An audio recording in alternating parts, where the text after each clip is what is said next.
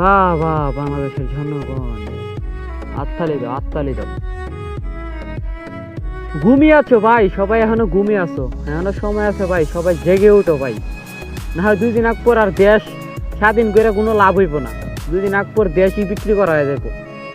Already Sheikh Hasina যে লাগাইছে, যে গুলামি লাগাইছে, 2 দিন আগ পর বাংলাদেশই বিচ চালাইবো।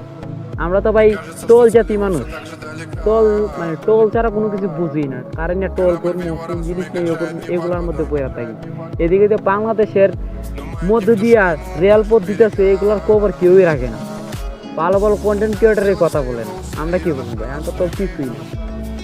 আমরা তো ভিডিও ক্রিয়েট করি না, আমরা সাধারণ পাবলিক ধরতে গেলে আমরা কিছু কইলো কি না কইলো একই রকম। তারপরেও ভাই সবাই একটু সাবধান হয় ভাই, না হয় শেষ, বাংলাদেশ বীজ চালাইবো। শেখ হাসিনা যে অবস্থা লাগাইছে, বাংলাদেশ বীজ কি লাগবে, কিছু করার নেই। পরে শুধু মাথা হাতাবো, কপ হাতাবো, আর কিছুই করতে পারবো না। Ноги снова пойдут в путь, несмотря на боль, чтобы почувствовать любовь, тепло.